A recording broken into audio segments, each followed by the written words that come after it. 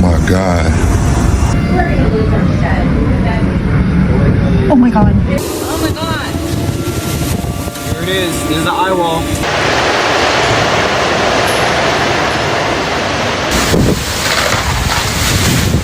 Oh my. Roaring winds, pounding rain, and sirens piercing the night. This was the terrifying soundtrack as a powerful storm system ripped across Oklahoma and Arkansas.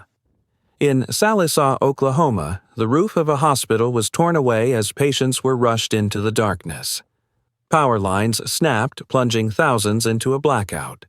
Some residents described hearing a deep freight train roar and watching swirling winds tear across their neighborhood, signs of a possible tornado. Meanwhile, just across the state line in Arkansas, days of relentless rainfall turned highways into rivers. Families climbed into attics as floodwaters rose.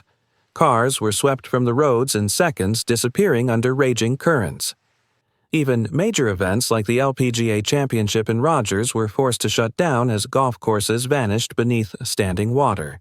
This was not a storm in passing, it was a night of chaos that left two states reeling. Hospitals disrupted schools, closed homes unlivable. Tonight, we uncover how a single weather system managed to spark tornado fears in Oklahoma while drowning entire communities in Arkansas. And as the threat of more storms lingers, one question remains. Are we ready for the next strike of nature's fury?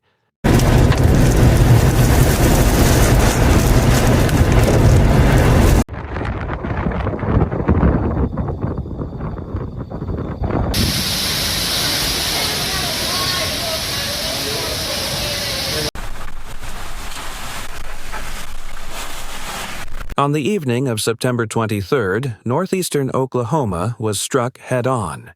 In the city of Sallisaw, Sequoyah County, residents braced as a wall of wind and rain descended with almost no warning. The most dramatic impact came at the Northeastern Health System Sequoyah Hospital, where hurricane-force gusts ripped the roof off the south wing. Inside, alarms blared as doctors and nurses rushed to evacuate patients. 12 people were forced out of their rooms, 10 were taken safely to their homes, while 2 had to be transferred to nearby medical centers. A mobile field hospital was set up in the parking lot under floodlights, allowing emergency staff to continue treating patients through the night. City officials described scenes of widespread destruction. More than 4,000 residents lost power at the height of the storm, leaving neighborhoods plunged into darkness. Trees were uprooted, utility poles snapped, and debris littered downtown streets. By morning, only partial restoration had begun, with over 2,300 customers still without electricity. The damage, officials said, was among the worst the region had seen in years. For many on the ground, the storm felt like more than just high winds. Residents reported a terrifying roaring sound like a freight train barreling through town and swirling winds tearing across neighborhoods. To them, it had all the signs of a tornado. But, as of now, the National Weather Service has not confirmed whether a funnel ever touched down.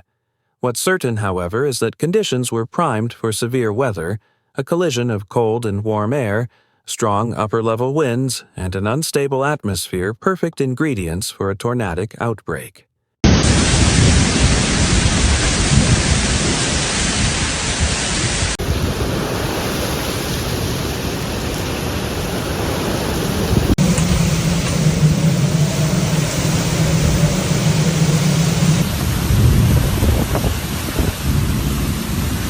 While Oklahoma reeled from violent winds just across the state line, Arkansas was facing a very different nightmare, floodwaters swallowing entire communities.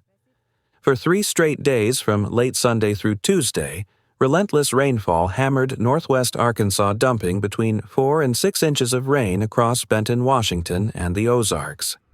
Some isolated areas recorded even higher totals. With the ground already saturated from earlier storms, the soil simply couldn't take in another drop. Creeks swelled into rivers, roads vanished beneath muddy torrents, and entire neighborhoods found themselves cut off. By the morning of September 24th, Benton County officials released a detailed map showing more than a dozen road closures. Peach Orchard Road, Spanker Creek Road, Old Prairie Creek Road and stretches of the Missouri State Line Road were all underwater. Emergency crews worked around the clock, placing barricades and warning signs, cutting away fallen trees, and monitoring rising streams. Drivers who underestimated the danger paid a steep price. Photos shared on social media showed vehicles stranded in rushing water, some tilted sideways as currents threatened to carry them away. Daily life ground to a halt. Schools canceled classes, several districts switching to remote learning. Businesses reported flooded storefronts and damaged property. Even major events were not spared. In Rogers, the LPGA Walmart NW Arkansas Championship was canceled after Pinnacle Country Club became unplayable with fairways and greens completely submerged. For residents, the cancellations and closures underscored the seriousness of the disaster. This was no ordinary storm, but one that had crippled the region's infrastructure and disrupted every corner of life.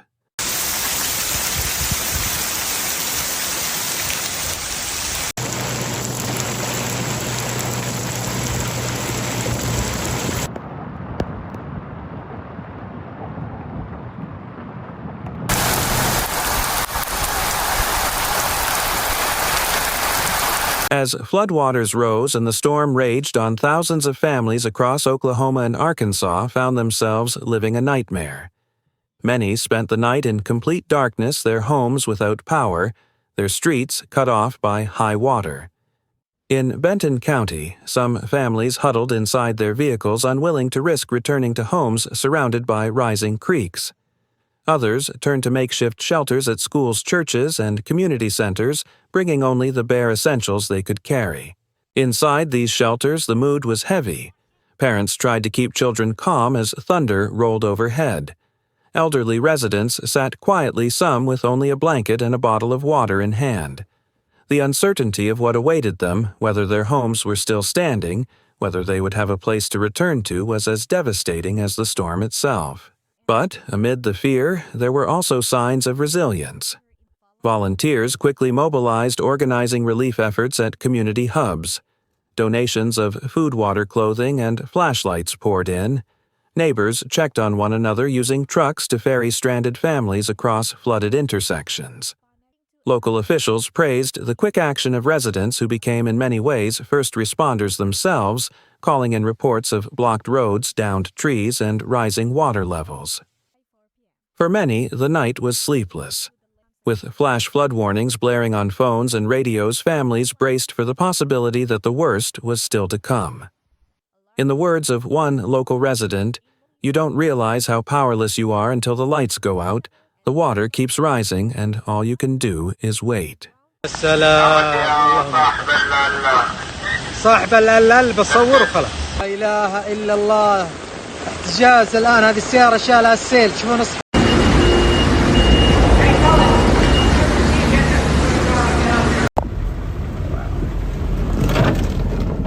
By dawn, the full scope of the disaster began to emerge. In Oklahoma, emergency crews rushed to secure the damaged hospital in Sallisaw, where the storm had peeled away part of the roof and left water pouring into patient rooms. Ambulances lined up outside as medical staff scrambled to transfer patients to safer facilities. Power company workers moved in next, working through the night to repair snapped lines and restore electricity to neighborhoods plunged into darkness. Across Arkansas, the recovery looked very different. Floodwaters slowly receded, leaving behind a trail of wreckage, mud-caked streets, waterlogged homes, and debris piled against bridges. County road crews worked nonstop, clearing fallen trees, hauling away damaged barricades, and reopening stretches of highway swallowed by water. The Arkansas National Guard was also placed on standby, prepared to assist with high-water rescues and deliver supplies to isolated communities if conditions worsened. The Red Cross and local relief organizations established shelters in Bentonville, Rogers, and Springdale. Families arrived carrying garbage bags filled with clothes, their faces weary after sleepless nights. Volunteers handed out blankets, hot meals, and bottled water. For many, it was the first chance to sit down, charge a phone, and check on loved ones after hours of chaos. Despite the destruction, emergency officials emphasized a critical point: the quick response likely saved lives. Warnings sent by text alerts, weather radios, and social media gave many residents just enough time to seek higher ground or flee unstable buildings. Still, the cost of survival was steep damaged homes, lost vehicles, shuttered businesses, and a long road to recovery. As one fire chief in Benton County put it, "We can replace buildings and cars. What matters is that people are alive. But make no mistake, this community has been hit hard, and it will take weeks, if not months, to get back on our feet."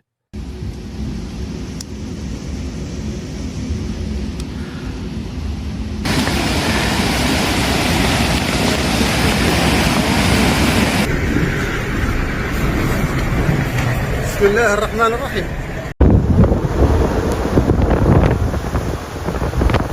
Behind the numbers and official reports are the voices of those who lived through the storm. In Sallisaw, Oklahoma, a mother of 3 described clutching her children as the roof of their home ripped away, exposing them to the night sky.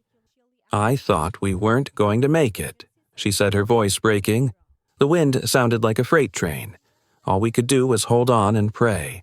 In northwest Arkansas, a local business owner waded chest-deep through floodwaters to rescue a stranded neighbor trapped in a pickup truck. "The water was rising so fast I knew he didn't have much time," he recalled. "It wasn't bravery, it was just instinct. You don't think, you just go." Families sought refuge wherever they could. Some spent the night in high school gymnasiums converted into shelters. Others slept in their vehicles parked on higher ground, watching helplessly as the waters claimed their homes.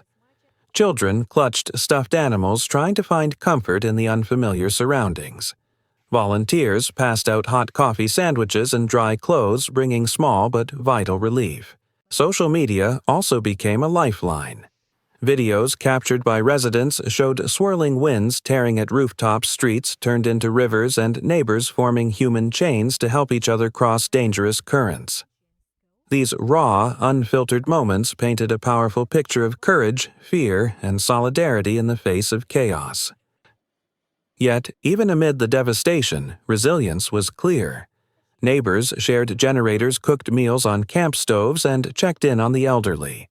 Churches opened their doors, and community centers became hubs of support. As one Arkansas resident put it, "The storm knocked us down, but it didn't take away who we are. We'll rebuild together."